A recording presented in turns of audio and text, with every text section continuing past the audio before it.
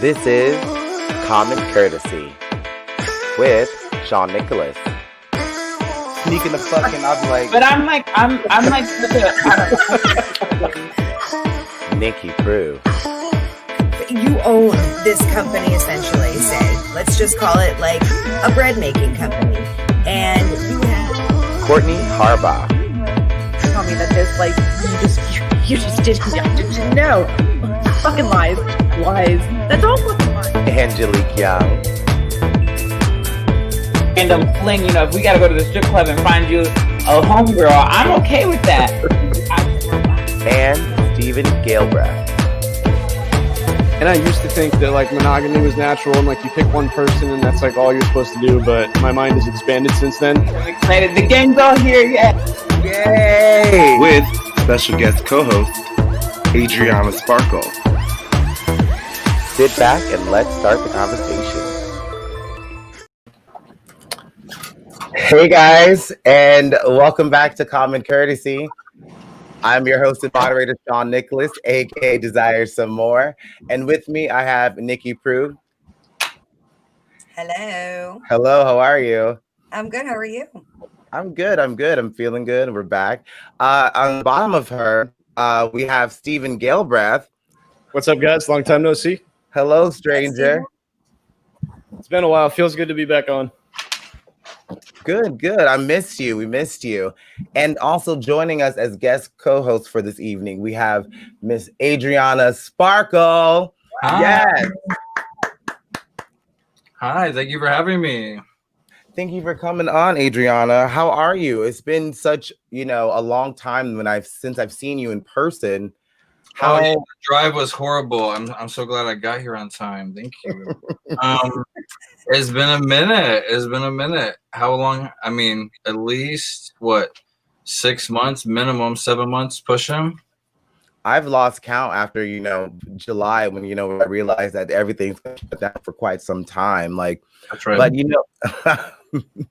But, there's been some things going on with you because now I hear that you guys are you're bringing back a drag brunch. Yes, so Iberians they shut down for a while, to try to be conscious of everything and do their part. And so now we have started a new socially distant concept for drag brunch, which is we took all of the seating and we moved it outside. So now you can bring your screaming babies and your pets if you like, which are like kind of one and the same. And then we have moved all the tables apart to where, they're all 6 feet apart. We don't have any parties bigger than 10 now. We do have like a big space in the back for if you have like a little party going on. Everything is full service. So it is all you can eat brunch, but it's all behind plexiglass. You just choose what you like and they bring it right to your table. So you don't have to interact with anything. So there's a lot less points of contact. We keep the front door open. So it's like nice, fresh air. We're not like kind of crammed in anywhere. And yeah, all the queens wear face shields. So, as if drag wasn't hot enough, honey, we added another element, but it's all right. I'd rather do what we can do and kind of meet somewhere in the middle and, be able to give some people like a little bit of stress relief because I'm sure all of this has been weighing on people's mental health. And entertainment for years has been, a way for us to kind of wash the dust of like regular life away, right? The kind of 9 to 5 thing. So, so we've just started that back 2 weeks ago. And this week we have special guest Jay Maya from NBC's The Voice. So she's going to be singing live for us. So it's going to be awesome. Okay. I want to see that. Yeah, she's great. I mean, just what you just said, you guys you're taking new measures going on. Going from here. How is it like for you as a performer taking these new measures? Like, I would have to say that it's kind of a new thing.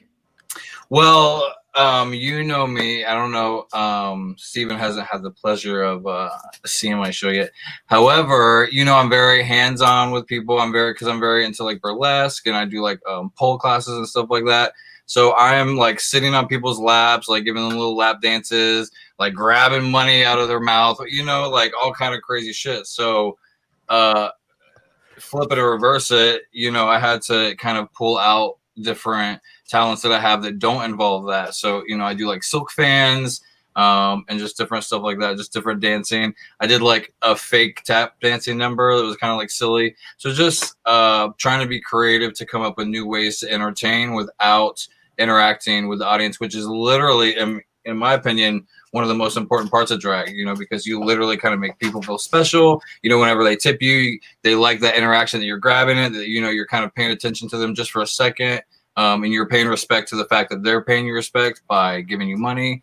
So I feel like there's a lot of social structures within drag that are now not able to kind of be fulfilled, so even though we're getting digitally tipped and obviously girls want money, it's losing that personal connection a little bit. So we're trying to just meet in the middle somewhere. I see that Nikki just dropped out for a second. I think she's having problems with connections. This happens all the time on StreamYard. But no, so but you also just won for the second time in a row, Watermark's Best of the Bay Best Drag Performer again. Creative Loafing's Best of the Bay Drag Performer. So okay, yes. Yeah, and I didn't even know someone posted it. I guess finding a drag queen isn't like Yelp. If someone wins like best microbrewery, they have information to contact them. So 2 years in a row, I haven't known literally till last minute. So I did miss the award ceremony at the Hard Rock, which in a pandemic is kind of okay for me, right? Like I'm okay to not be at the Hard Rock Casino where hundreds of people go. But anyway, and money's nasty. That's a whole nother story.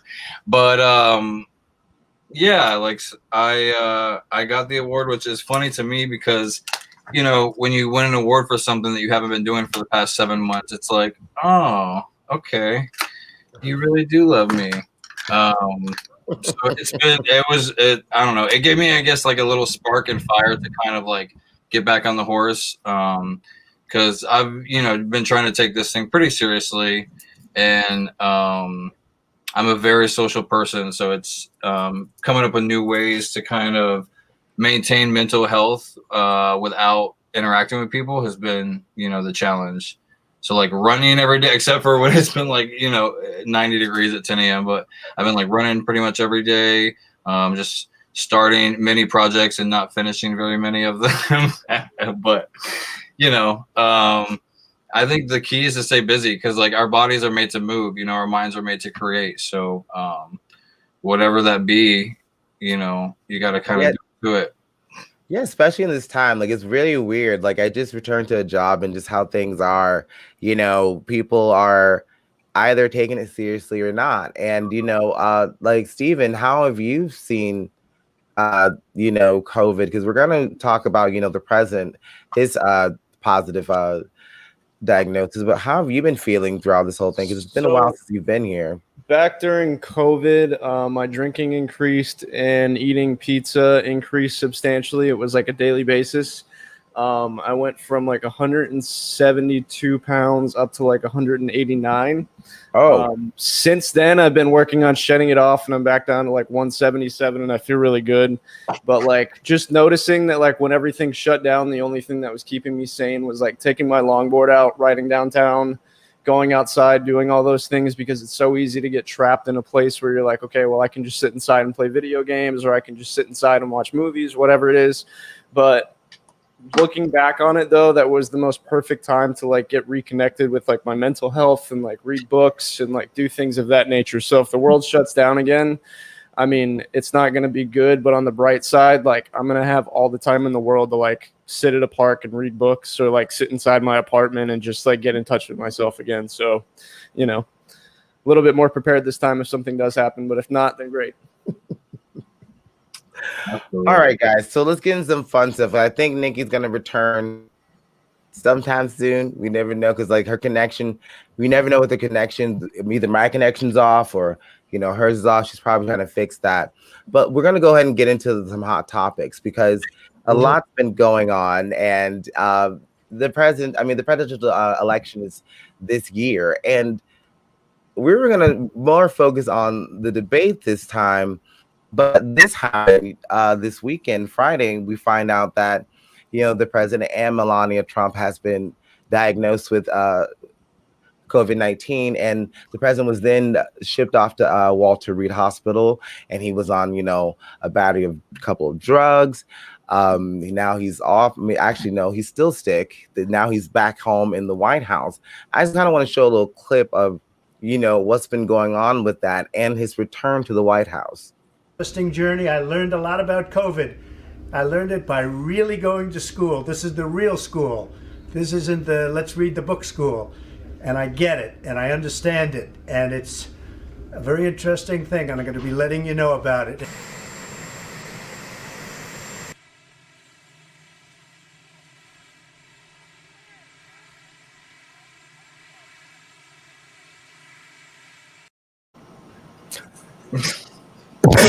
So I didn't even laugh, but just right there, I mean, I don't know. I mean, just kind of want to go to you guys to see how you guys felt about first hearing like that, our own president, the most powerful person, the most protected person in the world, contracted COVID-19, which I don't know if it comes as a surprise to you, but I remember there was a lot of, maskless ceremonies. There's one in the Rose Garden, maybe a couple of days before that.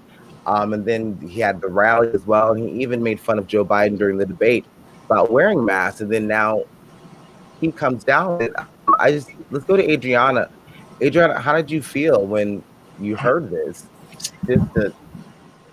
I mean, I felt a mix of emotions because, not everything has been very straightforward this whole time.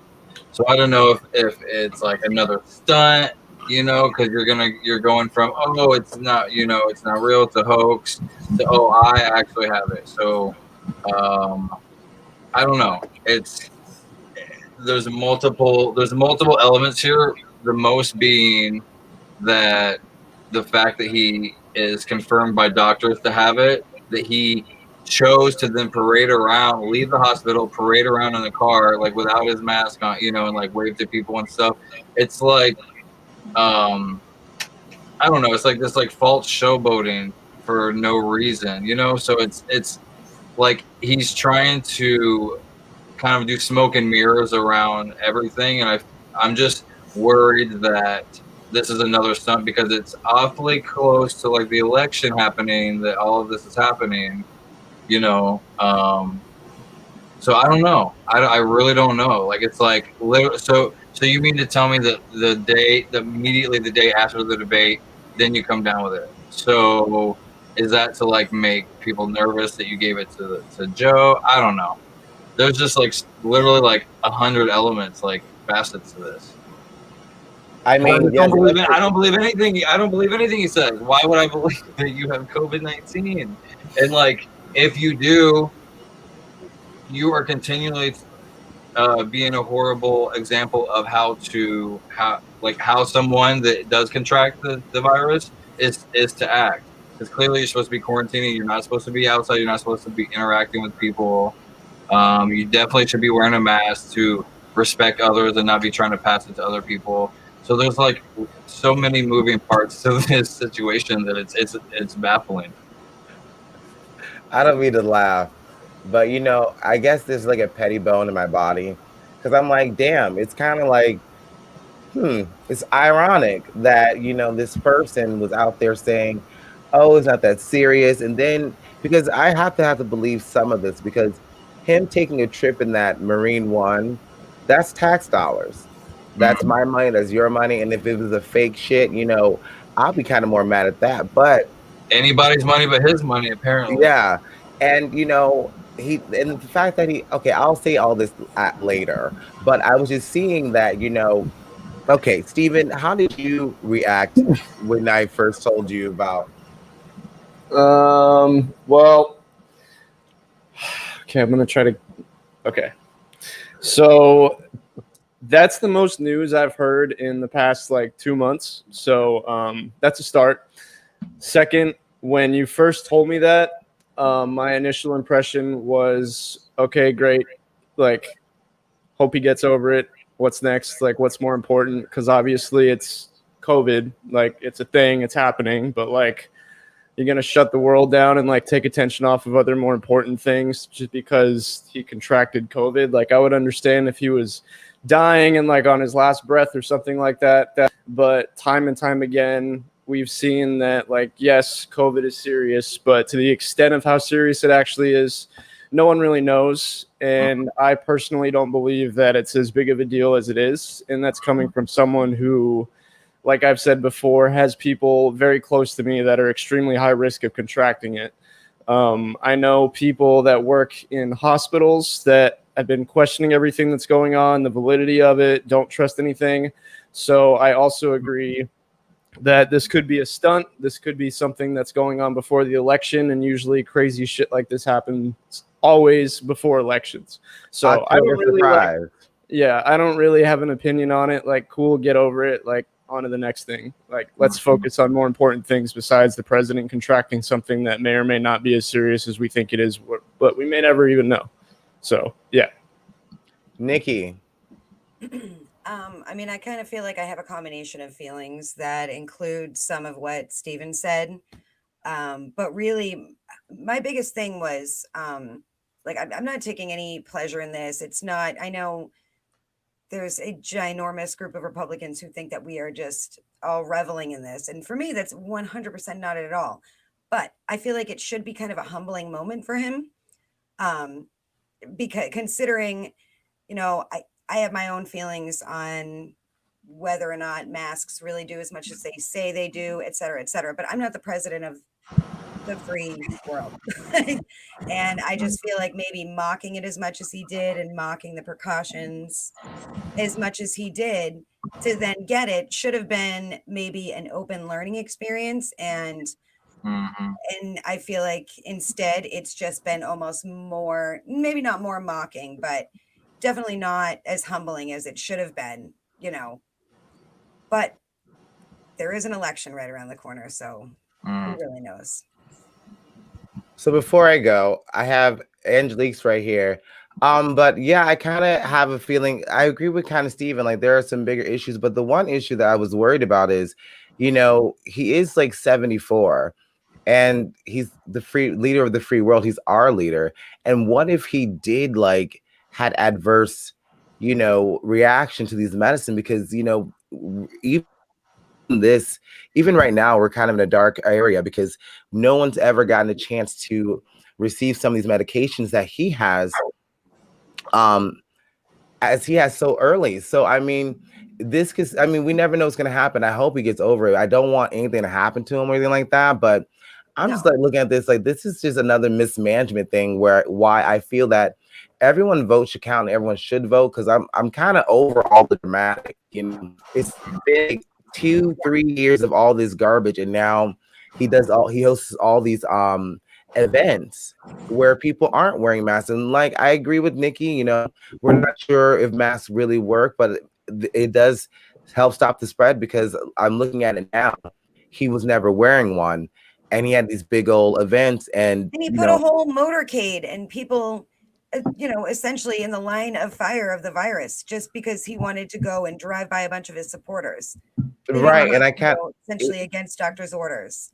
Like and when are you going to learn? Yeah, you're supposed to quarantine. I mean, this is coming out. You're supposed to set an example, an adult example. I mean, and Angelique, we were just talking about the president coming down with COVID and just your reaction and how did you feel about it? I mean, there was a lot of emotions when that announcement. I went to sleep and I woke up in the morning and had that text message, and I think it was really kind of poetic to like wake up. And I think I actually went to work and I heard music in my ears and the birds singing, and it was just really quite a fantastic feeling at first. And then like the reality set in that it could be like a hoax, and then having him come out and do the whole give the speech and take off the mask and say like, you know, don't be afraid of COVID. There's nothing to fear kind of deal. I literally like went from like back up high mountaintop to being like back down below. I was just kind of like turned my TV off and was like, all right, we're good. Go back to reality, Ronnie. Like it's whatever. It's all, I feel like it's all politics at this point. It's all to some extent. Like, I think if he would have really gotten sick and we would have seen him get sick, I think I would have believed it a lot more. I think that if other people would have reported, if we would have seen, you know, I hate to be that person who's like, but we've done this many times on the show. Like, we want proof, right? Don't we always want some kind of proof? Like, I would have loved to see a piece of paper with the actual, his name, negative result, you know, her name, negative result. That would have made me feel like, oh, wow, I might have actually had sympathy. Just, it would have turned a little bit. But it's kind of ironic that he sat on stage and said something 1 minute and then got it. And then literally a couple days later, you're fine. I'm like, ah. But that's just what I thought, you know. Yeah, I mean, because honestly, what they're saying is like you're still sick. It's gonna be anyways, but like I just kind of agree with what Nikki said. Like this shit is like getting out of control. Like it's it's right. It's political at this point. It's like when is this shit gonna stop? Like it doesn't, because honestly, if he was like making this shit up, okay, so he's using tax dollars to do this. That pisses me off.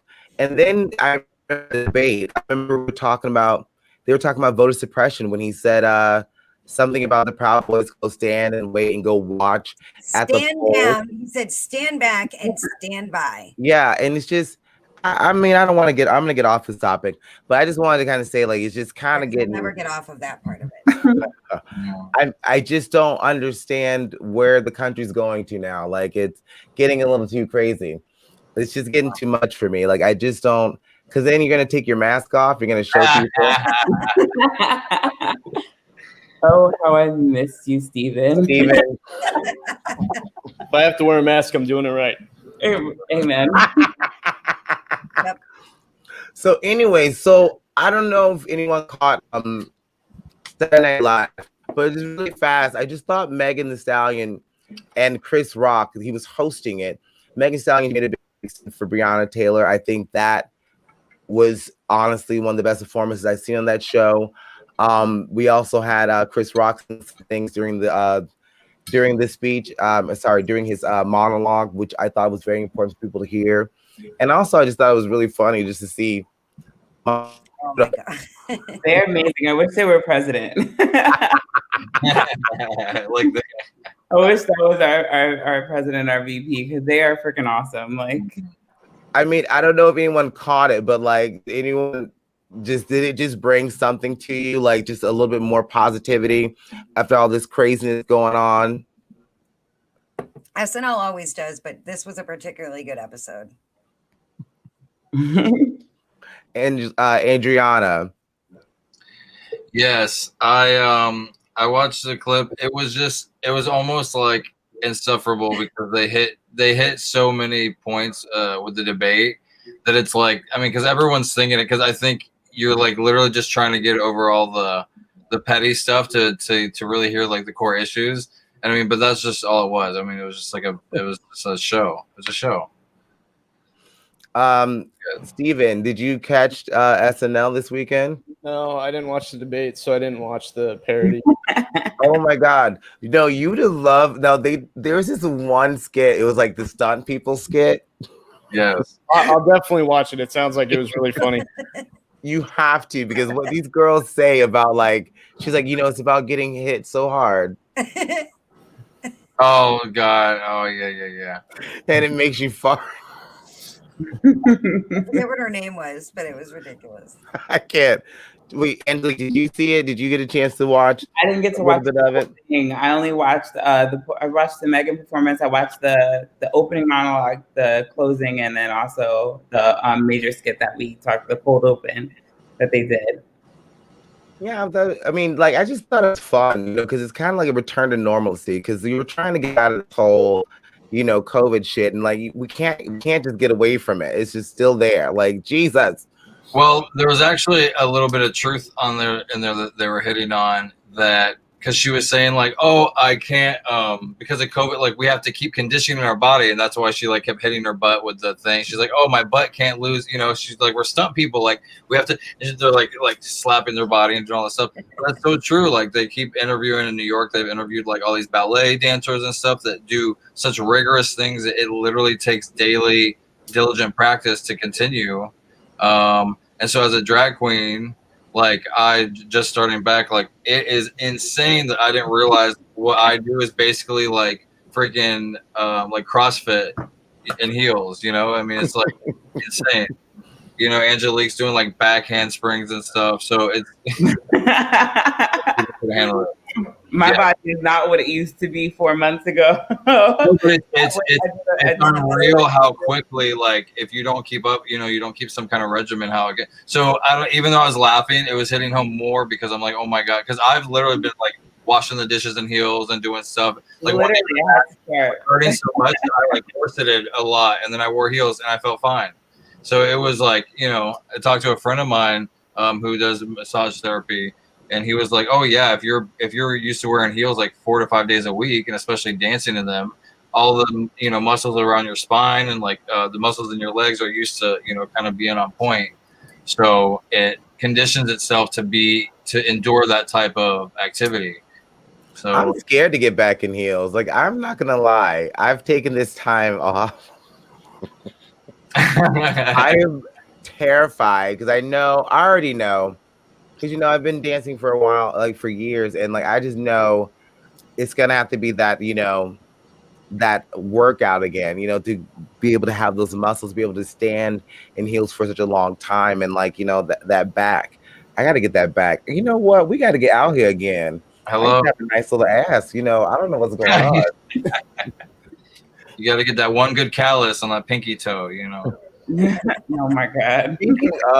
Speaking of like love and sex, like I kind of just want to go to you guys and to see like how has our love life been during this pandemic? Like, are there any changes? Are there new things you're discovering? Are there new ways we're learning to communicate to people? Steven, how's that mask working out for you? Honestly, it was the best purchase I've ever made. I get compliments on it everywhere I go. I have people ask to take pictures with it almost every single day. It's great. Yeah, well worth it. That's I mean, honestly, if someone needed a reason to talk to you, that would be it. Yeah, it's definitely started some conversations. If I had any relationships at all, I'd be like, now I can definitely say something.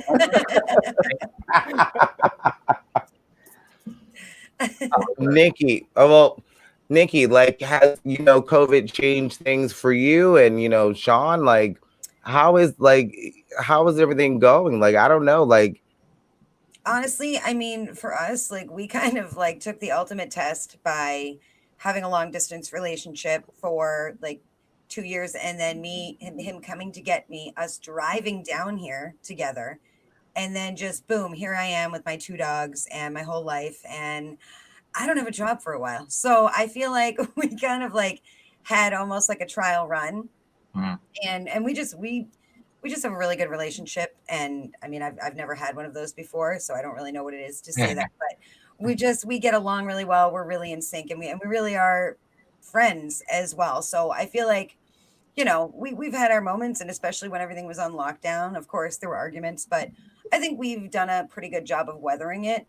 I do really feel for like people dating in this thing though, because like I think about it a lot, because I mean that would have been me.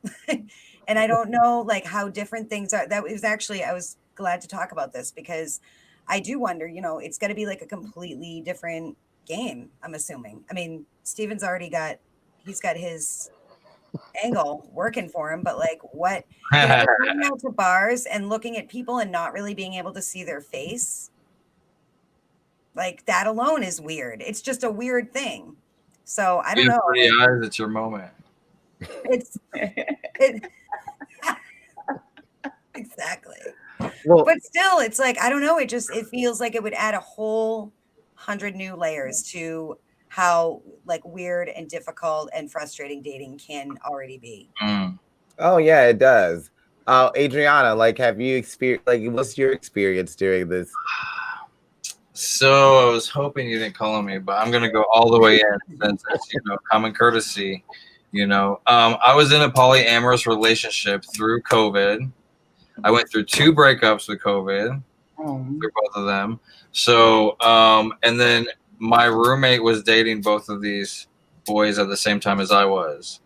So it got a little crazy because whenever quarantine happened, her and I were like in agreement, like, oh, we're both going to quarantine. We're not going to go, stay with the boys.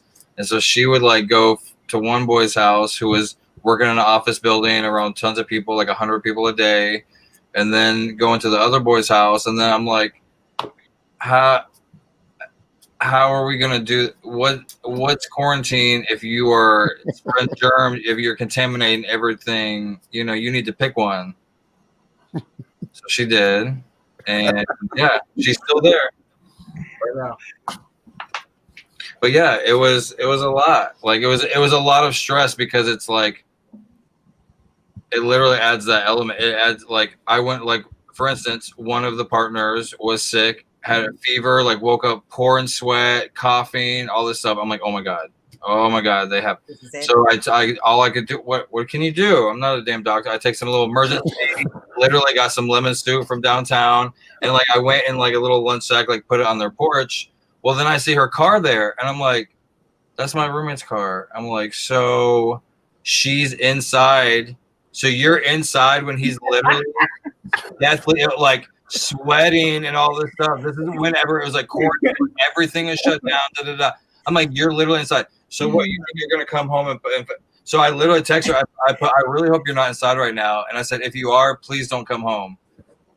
And you know, it didn't go so well. I've learned through having a new roommate that I'm not always the best at communication. Sometimes I'm a little direct, but I don't know how else to say it. You just went to the lion's den. Like, this is not a joke. Like, it's not a joke. Yeah, I didn't mean to laugh. I'm sorry. So honestly, all the relationships, luckily her and I's friendship is like repaired, but it was a little rough. It was like, because it made me feel like that's a little selfish. Even though you're going to care for them, you're like, oh, let me take care of you. I'm like, yeah, but what about me?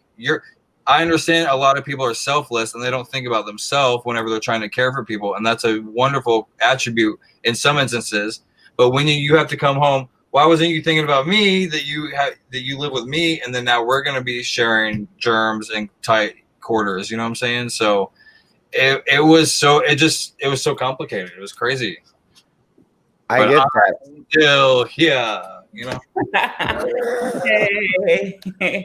Steven, what's changed for you? I mean, I just got off a sex break for about a month. I was gonna go until December, but I decided that I didn't want to give up sex because I was already giving up social media and alcohol. So I found someone, and it's only been one time, but it was great for me. It's a good time. And then I hooked up with someone that was in an open marriage like a few weeks ago. And then I ended something with someone that I was hooking up with for a few months. Well, they ended it, but it was good. It was good that it ended. And then I don't know. I'm just like, I haven't been pursuing it too much yet, but come November, I'm getting back in it all the way. Stevie gave us all the tea. Angelique, did anything change for you? I mean, how's it affecting you? Well, I'm sure I'm sure you probably have the same thing I'm gonna say. First of all, I'm not happy that you're single, but I'm glad to hear that you're single, Steven. Thank you. No, no, I've been single the entire time since I started this with you guys. I've been single, and I was dating. We'll say that I wasn't really seeing anybody. I was dating, like literally going on dates and getting to know people. And so I'm a serial dater. I date multiple people at once to kind of figure out exactly where I want to be. And so right at the beginning of everything, I had like a couple of people that I was like with. And when everything started, we kind of all stopped. And so I really didn't have sex for like the first 2 months, I want to say. And it was really killing. And then I moved to my new place and immediately was like, no, I have to christen this bitch. Like this is So I broke that. I was like, and I'll just quarantine for 2 weeks and I'll be fine. And that really didn't work out. So the person I was with, like, he was sweet and he was nice. And we like had sex a couple times or whatever, but I was just like, wasn't really working out for me. And I was like, I can afford to be picky. So I was just like, I'd rather just be by myself. And it wasn't until recently, like probably I want to say 4 weeks ago, I met somebody else. and we had been talking for a long time, and we never had gotten together. So we finally just said fuck it and got together. Unfortunately, I got sick right afterwards. So I was that person, right? I was like dying, and I'm in my bed, and I'm like, oh God, please don't let me have fucking COVID and give it to somebody. I did not have it. I tested negative. Thank you. It was a much, it wasn't really worse, but it wasn't really better either. I was like, I kind of wish I would have got COVID because then I would have got paid for work. But and I would have got a whole nother week off. So I was like, whatever. But I mean, as far as it goes, I really haven't been trying to have a relationship. I've really enjoyed being able to focus on school and work and not have to worry about another human being. I'm enough to worry about right now. So it's been really enjoyable to have that. And like, I get the, oh, I'm sorry you feel bad. And I've had a few people deliver things to my house and say, here, let me know when you're better. And then I tell them I'm better and they come see me and it's fine and it's wonderful. So I'm doing good. Sickness aside, a week out of work and in my bed was the worst thing that happened to me, but it wasn't from COVID, so I was happy. No, that's awesome. Cause like, honestly, I haven't. I mean, yeah, I was kind of like, there was like 2 months, like when the whole pandemic started, where like there was like no sex, no anything, because like, you couldn't go out. I wasn't using Grindr, and then I got into it like around like I'm gonna say June. I was seeing some guy, just didn't work out, and it's kind of like dating around. But like the one thing that changed though, the fact that you're not allowed to like have interpersonal relationships with your friends in general, it was kind of like weird, like meeting some guy, for the first time, having a little date, and then, you get into bed with someone. I don't know. It just kind of was just a little weird for me. Just getting past that. I haven't been touched in a long time. I was like the fucking Cookie Monster. I'm like, give it to me. Yeah. There was no reservation. I was like, fuck this. I was like, I was like, just breathe on me. It feels good. Thank you. I was like, opposite. I'm for some reason okay with doing everything, but the minute they're like trying to kiss me, I'm like, like I'm like, wait, you just had my okay. Okay. But it's like for some reason in my mind, I'm like, we can do everything, but we can't exchange breath because that's where we get it. It's like I don't know. It's so weird. It was a little weird transition coming back from like not being able to be around people, then wearing masks everywhere you go. And then I'm thinking, let's go to this dude's house. I'm just not wearing a mask, and then it's gonna get, it's gonna get personal, and you're gonna get less than 6 feet apart at some point. And if it doesn't, then you should run anyway, because that's too much for you, boo boo. Personally. No. I mean, I mean, you're in a house. It can't get more personal than that. I kind of feel like once you're in the area, like all bets are off. I was like, I was like running and ducking and dodging the grocery store, and I'm like, and then I come home and I cut and see somebody. I'm like, well, I really probably shouldn't have even given a fuck, right? Like, considering my setup and like what I'm doing to myself. But I live alone. I don't see anybody. I work in a hospital setting, but I work in an office by myself. I don't have to see the patients. I can stay 6 feet or more away from them. I could technically like speak on a like microphone or speakerphone if I needed to, like, and have a conversation from a completely different room, and it would never matter. So I felt like I was safe. Like even if I did get it, I felt like I wouldn't give it to anybody. And then when I did have these like encounters, I guess we can call it, what do they call it? No, entanglements. When I did have my little entanglement encounter, like I would wait 2 weeks before I seen anybody important. So like my family, like they'd be like, oh, are you coming up? And I'm like, nah, I gotta wait till next weekend. We'll see, I got stuff to do. And that was just my bitch ass being like, I gotta make sure I don't give nobody no sickness, make sure I'm not sick, like give it like the good old 1-2 whirl. And then if I have like the overlapping sex, it'd be like an additional week added. I'd be like, all right, I'm like math equations, like, all right. Yeah, like June was rough. I didn't see anybody for July. And then August came and I was like, do I want to see my family or do I want to have sex? I was like, this is a really hard ultimatum. Fuck. I'm like, what do I do? What a time to be alive. You can't FaceTime your family. You can't FaceTime sex. No, that's exactly why I did that. I was like, well, they're doing that now. Like they're doing like, we're gonna get off this, but they're doing that like, you send your partner like some type of a toy, and like you like press a button and shit. Oh yeah. they're doing that. I mean, distance thing though. Steven is going to be the expert on this. I feel like, but isn't it like a distance thing? Like you have to be within a certain range. Like you can't. Yeah. Be like, So my the best fling I've ever had that I was with for like 7 months. It was like this thing that she would put in, and then I can control it from my app anywhere in the world. And we would go out, and she would wear like a dress with nothing on under it, and like leave her legs open, and we'd like try to find like a female to like have a threesome with, and like it was a lot of fun. It was a lot of fun. Yeah, they work really, really, really well. so the app ones, Really, Yeah, it's like $150, but like it's worth every penny and more. I would think it would be more than that if it works that well. Yeah, they have like some other ones, but that's like the main one that's like everyone knows who about. knew that the invention of a dog shock collar would take us? I feel like Angelique wants to get that. Like I do. I'm not gonna lie about it. There's no reservation on that one. I'm like, I can't think about it for a minute, but I don't know which kind. So I'm glad you're here today, Steven. You're gonna have to slide in maybe and tell me all the details. I don't know. I gotta be in the room. I just don't. I don't. I maybe I should live a little because, like, I have to be in the room. I'm not really into toys. We're gonna go to the next topic. It would need to. I just wanted to say real quick, if someone wants to do that, it needs to be hooked up to my Venmo, honey. Because if you're gonna interrupt my good work, if I'm checking my emails and about to reply, and bitch, bitch, there better be a deposit whenever I. But I want to hear the big. That's what's gonna. You might be getting your little rocks off knowing what you're doing, but is what is gonna reciprocate me is knowing that my bank account is stacking up. You know? So she actually worked in a fine dining restaurant. That's all I can say. And oh my God, bathroom, and she would put it in, and she would say, "Hey, I'm going back out on my shift." And I would have full control of it throughout her entire shift. And I mean, she like my heart is racing. I would, naughty little girl.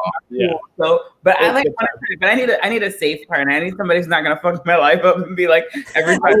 Like, I knew if I did it wrong, I would never have a chance to do it again. So I was relatively. Yes, bitch. I love that. I like this girl. All right, Sean. We can. I know. I'm just letting you guys go. All right, so really fast. I just kind of want to ask you guys about this. This guy who has all these tattoos. He's a French man. His name is Sylvain Helene. He was a primary school teacher. He spent about 45 pounds on all these tattoos. Let me just bring up a little image there. 5,000. $45,000. I mean pounds, because they're in Europe. They don't have cash like we do. But anyway, come on, Dragula season 4. But what happened was, a mother complained that her 3-year-old son was having nightmares about this teacher. So they told him he could no longer teach kindergarten. He could only teach children 6 and up. Now, my question to you guys was, we live in a world where people have various, disabilities, things like that, and we all don't look the same. Was this like a teaching moment for children around, and especially that child, or do they miss the moment? Was this the right thing to do? I want to go to you guys, see how you guys feel. Let's go to like Adriana first. Well, see, I'm very journalistic. I do see both sides because I do think there's a time and a place for everything. So when I'm going to, I have freaky contacts too, but I don't put them in to go to the post office. You know what I'm saying? Like, I just don't feel it's going to be appreciated the way that I want my art to be appreciated. Does that make sense? So I would like to set myself up to put myself in venues to where I know that people are going to appreciate it. Now, is it a teaching moment? Life is a teaching moment. Absolutely, that's a teaching moment. However, and sidebar, children have nightmares about all kinds of teachers that don't have black eyes. Like that's a fear. That's a point of authority. Someone who has dominion over you. There's like so many multiple things. Of course, children have nightmares about their teachers, but I think that it was maybe in part the opportunity that the school board was looking for to kind of look down upon this behavior. And it was like, see, we knew it. He's gonna freak them out, and it's like, that has nothing to do with his teaching abilities. He might have been the best teacher. How are the kids learning? So I don't know. I mean, I genuinely see both sides of it. I think, I don't know. I mean, that's a little extreme. It's just a little extreme for if you're. Yeah, I mean, I that's why I picked it. Children respond to.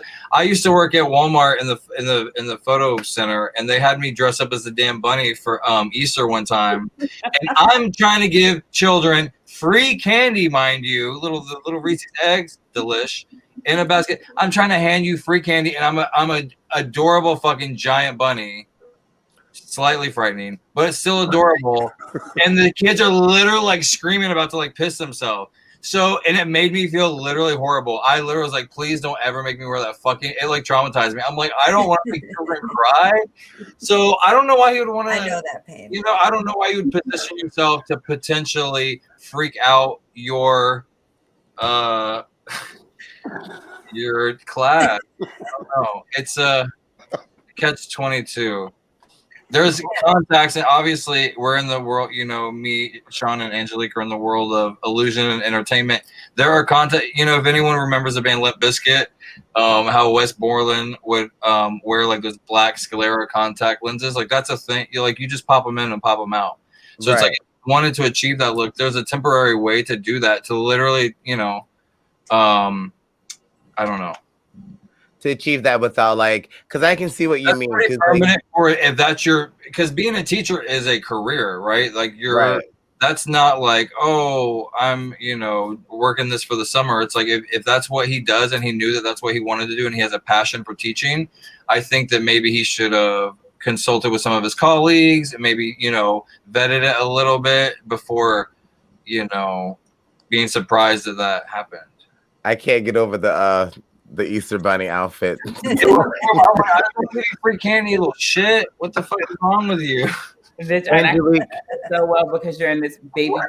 And I'm like, bitch, I just seen the bunny and had the you know my little bunny ears, bitch. I immediately saw it. So this bitch over here laughing. Like, I'm like, I can't. I couldn't. Candy, bitch. Shut up. Take this candy. Take it. Buy our picture. So you have to throw that shit at me. I'm not gonna lie. For some reason, mascots bother me. I don't know why. I could deal with clowns. I could deal with all kinds of shit, but mascot outfits, not being able to see the person bothers me. And there's no expression. I think that freaks people out when it's like just. It does. It's like really good. It's unsettling. Angelique, so how did you react? I mean, do you think this was a teachable moment? Do you think? I think the article was misleading, the title, and running into it and finding out that he still does have a job. He's still working. He still is teaching, but his love for teaching kindergarten is something that's hindered by his decision that he made previously. So I think, for me, seeing it, I think he has, how do I want to word this? I think there's a lot of different aspects to it that make it okay and make it a teachable moment. I think there's, like Adriana said, there's always a teachable moment. I think that kindergarten is where kids are the very first impressions. They kind of get an idea for everything. They start to learn things. This is the time when they come back home and they ask questions. It's right before the developmental Y phase. So I think he's right. It was an opportunity for him. But I think in the same hand, you have to pick your battles. You know, what's more important? What is it you want to do? And what is your real goal? Because I mean, if it was to teach those like that age group of children, you had to have known at some point in time when you were doing what you were doing that this was going to potentially, you know, be an issue. Backfire. And if it was an issue, then you needed to be, you know, as somebody who's working for the school already and who already is, you know, and obviously you can't meet all the parents before you start the program.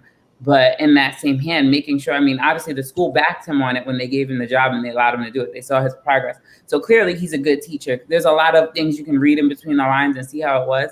But I mean, I wonder what that parent meant to the school. You know, sometimes students are more than what they mean. You know, parents are donators, they're benefactors for the school. They could be, you know, the lead on the PTA. They could be somebody who's a government official, somebody in the town who has a lot of power or weight to sway things and decisions. And when you consider where he is and, you know, the potential for that, you kind of have to be like, all right, well, you know, and I don't think that he was going to, I would hope that he's not going to school with like, you know, creepy, crazy contacts in and stuff like that. I mean, the tattoos are one thing, but I mean, once again, that's an impression thing. That's breaking a barrier. We are in a career where we're breaking barriers. Actually, the funniest thing about it is the reason why I struggled and stressed myself out to be here is really because of Adriana, because as far as pioneers go in our industry, Adriana is somebody who came out as a bearded queen and changed the game for bearded queens in our city. So she made it a thing that people seen, and she blended a world that was accepted and a world that wasn't accepted and met it in the middle.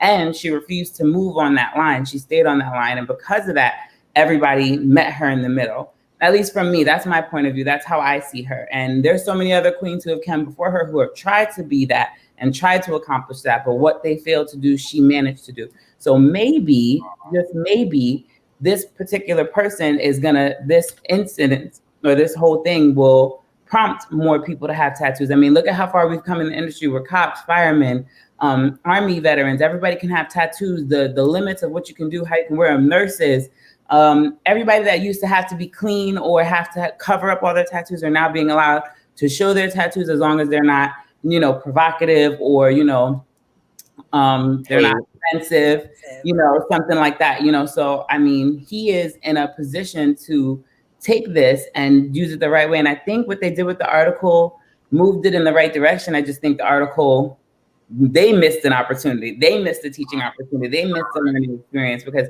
they could have made that so much better. And they could have really rooted for him in a different sense. I feel like it was like it was there, but it was like kind of like we're mentioning it, but we're not shouting it, you know? I agree with you. I'm going to get back to you on that when I make my little statement. Nikki, let's go to you real fast. Like, was this a teachable moment? How did you feel? Honestly, Adriana and Angelique pretty much summed up the majority of all my thoughts, because I went through like several different emotions while reading the article. Mm-hmm. And I also found it to be a little bit misleading in regards to what was actually happening. Because at first I was kind of right on the, like, I totally respect expressing yourself and I am all for it always. But kindergartners, that's a little bit young, because I thought the same thing. This is the youngest, like when you start having memories and you start figuring out what you are afraid of and what is and isn't okay and what is and isn't scary. So yes, 100% teachable moment. But it is hard. It's hard to argue with parents. And if your child comes home and says they're having nightmares, what are you going to do? Suck it up, go back to school, switch schools? Like, I'm sure it's not the easiest thing. So, I mean, I'm rooting for him. I think it's great that he loves his job that much and is such a unique and obviously like interesting person and interested in a lot. And he sounds like he knows a lot. He has a lot of life experience. He wants to share that.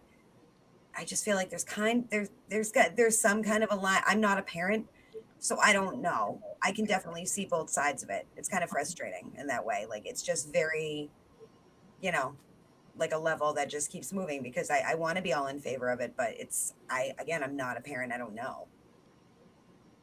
Right, because it's honestly, I'm not gonna lie. I picked this because it was like it's so extreme. Yeah. You know what I mean? Like, because I love diversity and I think that we should all, accept change and like what is not the norm.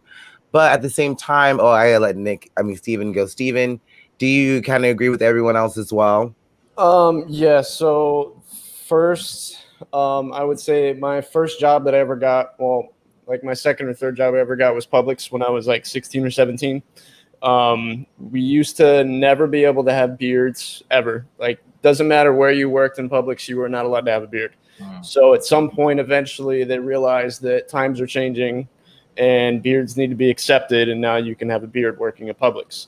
So I think that this happening is the beginning of a domino to make tattoos more acceptable, not only in teaching, but just in everything in general, because I feel like tattoos overall have a bad stigma from the previous generation. Right. So I agree with him maybe 80% in his favor, saying that, like, yes, like you should be able to express yourself through your art and your tattoos, and you should be able to go to school and people shouldn't judge you for anything like that. And then I'm catching myself in the last 20% saying like, okay, well, you look like you come straight out of like a horror movie. And that's my personal preference, my opinion. It's not anyone else's opinion. It's just my opinion. But to come to a class with children that young, with your eyes tattooed black and like your entire body covered up, like all the power to you, like nothing wrong with it at all. But like, it's also something that you have to keep in mind that maybe the world is not ready for just yet. And it's fair that, yes, like the Easter Bunny, like a kid could be scared of that. But again, that's also just preconceived notion. Kids think crazy Not things. something they have to see every single day. Yeah. Right. Yeah. Like if I walked into a classroom and my teacher looked like that, I'd be like, what the fuck? But like, you know, it's eventually people will get over it and like accept it. So tattoos and like all that body work and all that body art, it'll come in time. But yeah, like you walk into a class with kids that young covered in tattoos like that and your eyes tattooed black, you might have asking for it. It's almost like you're asking for a little bit, because like, you know, because I was like, is this a teachable moment or did we lose something? I'm like, yes and no. I mean, you know, Adriana earlier said, you know, little kids are scared of everything. I mean, many things, many things, but then not the teacher, you know, because I was like, how can I defend this? You know, because I'm all for, I think Steven's right. We are at a movement where tattoos are more acceptable now. And even people's hairstyles, like even my hair, no one says anything. I'm like, okay, good. Because I want to grow this bitch out. But, you know, we have dreadlocks, you know, that's being now more accepted.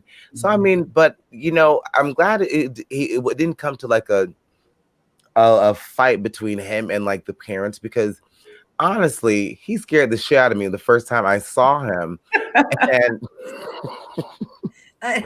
And you know, there are people out there who look kind of fucking scary, and that's how you react. And I'm like, you know, I don't know what he was expecting.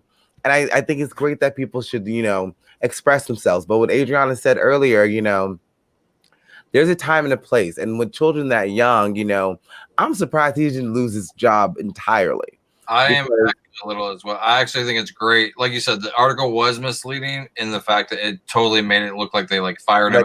Fired him. But and something like that clearly was a gradual transition, right? Like it wasn't like he walked in with all that work done in one day. No. That was my question. I didn't know if he got hired like that or close to that, because in that case, they didn't really have a leg to stand on. But I doubt the fact. I'm pretty sure, like by the time went in with most of that, like it had to have been at least the face. I can't imagine all the face tattoos and then the black. Nothing on your face, and then you come in like a week later with a whole face tattoo. With the conversation would have to be, that would have been grounds to fire him right then and there. Technically, if they were going to do anything, it would have been right then and there.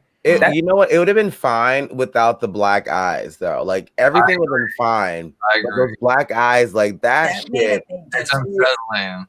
So I was thinking about mentioning that, but then that's also the problem too of that's your personal preference. Correct. Because someone else would also be like, okay, well, this part of your arm was too much, or this part of your head was too much, or this part of your neck was too much. So you have a preference on what is too much.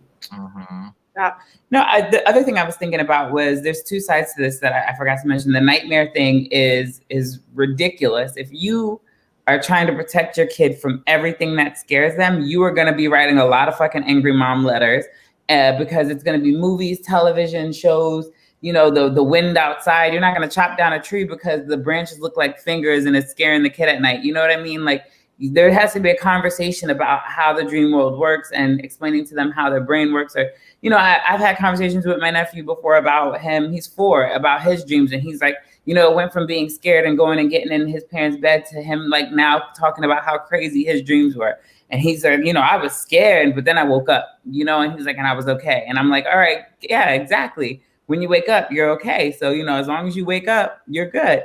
And it became a thing where now there's no more bedwetting, there's no more this, you know, it was a gradual transition, but there was a conversation that had to be had. You know, we could sit here and pretend like we're going to no more, you know, horror movies, no more violent video games, no more whatever. But that shit is in everything. I can't even watch. Even Mario's a little violent. He's fucking crushing mushrooms and shooting fire and burning shit and stuff. I'm like, if you think about it, it's all graphic as a fuck. So it's like there's so little you can do to protect them from their imaginations. And so you don't want to kill that either. You don't want to make them afraid of everything. So I was thinking to myself, that's one thing that is kind of a little bit much. So I can't imagine you know, how that kid's gonna grow up. But then the other side of that is like, you know, what happens if I think about when I was growing up, what was the scariest thing that happened? Either you had the really old lady teacher that looked like she was a witch, or you had the really super muscular teacher that was like, looked like he was always angry. And you were scared the first time you met him. And he's like, oh my God, like, it's like, oh my God, I don't even want to say anything. I don't even want to make direct eye contact. I'm like, and that's like me in middle school and high school, I was afraid of these people. You know, and then you spend like a week or two with them, you get to know them, you realize that they're not bad. And if they were going to bake a kid, it's not going to be you, you know, and like, you know, and you're like, it's cool, you're fine, but it takes time. You have to get to know them. So clearly this is a relationship he has with his older crowd and they get it. They probably think it's cool, but he probably still freaks a lot of people out. But that's the decision he made and he's willing to take that life. And if they hired him and he's working there, then I mean, it was worth a shot for him to try and be a kindergarten teacher. I applaud him for trying and, you know, maybe not today, but who knows about tomorrow. Right. Like, I just forgot what I was going to say, but let's really fast before we go. I was just reading that article about, you know, Halloween being canceled because Halloween Horror Nights is not happening, I hear. And I always want to go. And let's be honest, I probably wasn't going to go this year either. But like, you know, how is this going to... So this pandemic is changing everything. You know, some people aren't really doing trick-or-treating. There's not really going to be parties happening in clubs. Like, is Halloween canceled? Let's go to Nikki first, and then we're going to go to Adriana. I mean, I feel like for kids, it's going to be a weird thing, not trick-or-treating or doing whatever. I don't really know what everybody's planning on doing. I don't know. I think it's definitely going to be different, like, because I know that that's a huge bar holiday, especially I'm from up north and it was huge up there and it's usually freezing by the end of October. So, you know, I think it's gonna be different, but I don't think it's gonna be forever. I think eventually things will go back to normal, but this year is gonna be weird. Maybe next year too, who knows? Adriana, do you think Halloween is officially canceled for 2020 or I salvageable? I think it should be. It doesn't make sense. Why are you gonna go around to strangers' houses and then put all their germs all over the candy that you are about to, you know, maybe inspect for your children and then expose the, you know, I don't know. I just don't think. Here's the thing: if weddings and funerals and all these other things are being postponed or like families aren't able to attend, who are we as Americans to be like, yeah, but we still need to do frivolous things like go shop for candy? Like, that's ridiculous. It's ridiculous. Absolutely. And first of all, Halloween is in your heart. Look at me. I'm a fucking freak. Isn't it wonderful? Like, do it. Dress up if you want to fucking dress up. Go buy yourself some candy from CVS if you want some candy. You don't have to go door to door. Drink at home with your friends. Do what we're doing. Just dress up, get drunk. I mean, obviously, there's still going to be lots of people in the bars since they just went back to 100% capacity here in the Tampa Bay and St. Pete area, which is so dumb. But in my opinion, so, and everyone's like, "Aren't you happy?" Like, because it's like technically I should be able to be employed anywhere now, but I'm like, no, I just don't feel safe. So I think, you know, I think Halloween. I think it's interesting from a drag. I want to hear Angelique take on this. I think it's interesting from a drag queen's perspective how people, it doesn't even matter how you identify, anyone who's not a drag queen or like an entertainer or like Cirque du Soleil performer, how everyone freaks out on Halloween, and it's like they've been just waiting to dress up crazy all year, and it's like, what? Why just do it 1 year? You know what I'm saying? And I know it goes back to time and a place, but it's just interesting that like girls are like, I can finally be slutty. You know, it's like, be slutty. What's wrong with that? Anytime you want. Yeah, That's the rule. Yes. maybe take it in the bedroom. I think people maybe also have put wrong stipulations on like role playing and stuff, and maybe it's like, I think maybe that's like cheesy, but it's like, but if you like to dress up, then maybe that's a way you can integrate that into your life. Yeah, you know, spice it up in the bedroom. And I don't know, get crazy. It's quarantine. Get crazy. It's quarantine. Get crazy. Spice it up. Wait, Spice it up. Angelique. I want a bumper sticker. Angelique, so do you think that, you know, with all this considered, you know, Halloween should be canceled for 2020? Do I think it should be canceled, or is it canceled? All right. Personally, for me, I don't think my opinion on Halloween means two shits. So, I mean, it's just one of those things that people are going to do it if they want to do it. The reality is that everybody will find an excuse, right? I mean, think about it. During quarantine, we've had people have birthday parties, people have still have weddings, people still have gone to funerals, everything that we're not supposed to be doing, people have been doing anyway. So if people really want to do it, they're going to do it, first and foremost. The only people it sucks for is the kids. But it's really funny because those same people who are like, oh, I'm not letting my kid go trick-or-treating are the same people who are going to get dressed up and go to their friend's house and get smashed.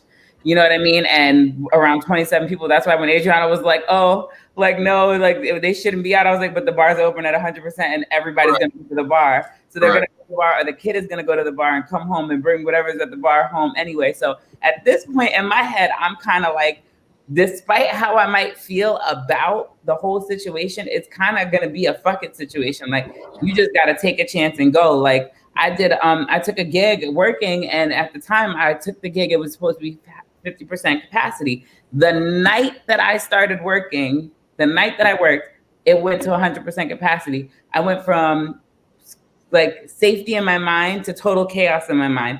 And I mean, like, freak out chaos. I was like, yo, I cannot handle this right now. Like, my brain was like, I walked out and I was expecting to have like my cute little 20, 30 people crowd spread out across the room to make it look good, to having like a packed ass stage. And I was on stage, like, people trying to hand me money, and I'm like, bitch, I need that dollar so fucking bad, but I don't want to touch you.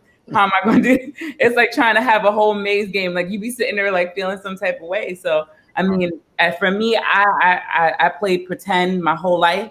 I'm not at a point in time in my life where playing pretend brings me any kind of joy unless it's in a bedroom. So I'm not putting on, I'm not getting all dolled up unless it's for a cause that benefits me. So if it ain't paying me, if it ain't feeding me, and it ain't fine for me, then I don't give a shit about dressing up. Quite honestly, if I want candy, I go buy the candy. If I want ice cream, I buy the ice cream. I'm on fucking candy apples. I don't give a shit about Halloween. Quite honestly. Solid rule. It's been Halloween 24/7 in my life since the day I came out. You know what I'm saying? Yeah. You know, everybody does it their own way, and I don't need an excuse to be a slut, and I don't need an excuse to be a clown, bitch. I do both of those quite well without no trouble. I think for me personally, it's not really anything, but I mean, Halloween is the one holiday that I think it goes right up there with Labor Day and Memorial Day weekend and 4th of July. It's an excuse to have a gathering. It's an excuse to drink, and it's an excuse to dress up and be a fool. So just because it's no longer the American flag, or it's no longer, you know, white, or whatever, you know, the theme of the party may be, this is just, you get to be freakish or ghoulish technically, you know, once for this part of the year. But like Adriana said, we've been doing this shit all year long. Drag queen, yeah, it doesn't matter to a drag queen. We're like, Steven, like, how are you feeling? Because I know you used to love, I know we love seeing people dressed up looking hot. You know, is it canceled for you, or? So I do totally agree that I think that people should just be way more comfortable with just wearing whatever the fuck they want, whenever they want. I feel like of all the places that you can live, St. Pete is the most accepting of whatever the fuck you want to put on your body or take off your body. So I think that that's something that would be cool, but you know, that's that. I think that giving COVID the benefit of the doubt, maybe it's better that Halloween is canceled, because passing off candy, doing all those things, like, again, I think COVID is like actually a thing. I just don't think it's even remotely close to as serious as we make it seem. So given that, I would say that since the whole year has already been what it's been, like, you know, be safe. If you want to stay in, stay in. If you want to go out, go out. Like, people are going to do it anyways. There's not really any stopping it now, especially in St. Pete right now. Rumor has it that COVID's probably going to disappear after Election Day anyways. So, but yeah, I think that I just, like, be safe. Like, being around big crowds of people might not be the best idea, but that's also just giving COVID the benefit of the doubt. So. Yeah, because I kind of agree with everyone, because like people are gonna do whatever they're gonna want to do. Like, we've seen it all year. We've seen like 4th of July. I've personally seen it, you know, in St. Petersburg. I'm like, no one in here, like, you know, no one in here is wearing a mask. But hey, I mean, I don't know. Me personally, though, I think the one thing I got from this conversation is the fact that everyone said that people shouldn't just choose a day to just dress up. Mm. I think we learned something from here because honestly, I kind of forgotten that about I've forgotten that about myself. I was like, damn, you know what? I remember I used to go out and have like some sexy little shorts on. I used to throw them on and felt great about myself. I think that's what we should try to get back to, loving ourselves, even as we're coming off of the pandemic, wherever have you, or if you are unemployed, still take care of ourselves because you know what? This whole shit's not gonna last for, forever. It's not. But we're gonna last a lot longer than this whole trouble that we're going through with the pandemic because literally I've seen people not taking care of themselves the way they should be. And I'm glad Adriana's on the show today because she was saying, I was practicing in heels, standing around doing dishes. And I'm like, okay, so I could be working out as well. So Yeah, you have to. So the one step ahead of the game. Yeah, I mean, like we're gonna be here for a while, and like I said, the election's coming up soon, and hopefully after all of that, we can just move on past this whole crap. I want to be able to hug my friends. I want to be able to like be okay in the building with 100% capacity without worrying about spreading anything to anyone. But I think that's like the biggest message that we're gonna leave people with today is take care of yourselves and stay healthy because we only got one body. You know what I mean? And we have one life to live. That used to be a soap opera. I knew you were going to say that as soon as it started to come out of your mouth. But I want to thank everyone for watching today. And I also want to thank Adriana Sparkle for joining us and just honestly making my ass laugh because like I have not seen you in so long. I miss you so much. And I'm glad that you just said Iberian's doing the your drag brunch this weekend, or it has already started. Yeah, it's actually a Saturday drag brunch. So there's a zillion brunches. So we try to, let you attend all the brunches you want. If you want to double up and do 2 drag brunches in a weekend, go right ahead. But stop at ours first. Saturday, 11 a.m. and 1 p.m. at Iberian Rooster in downtown St. Pete. You know what? By me. Fine when I'm By me. I was like, yeah, specifically to come see you. Let's be real. Do it, please. Yeah, I did. Right. Did like a little sexy chair dance because I miss touching people, so I just like acted like I was touching people. It was very weird. Very weird. No, we gotta come see you because I went and saw Angelique a couple of weeks ago, and like, yeah, she was doing Power Ranger backflips in this bitch, and no dead ass. I was like, I thought she was gonna pull out the morpher and be like, but no, it's just I miss being in with my friends and seeing you guys work it, and I definitely will come out and see you one Saturday. Oh wait, hold on, yeah, I'll come see you soon, guys. We'll see you guys next week. See you guys later. Thank you. Angelique,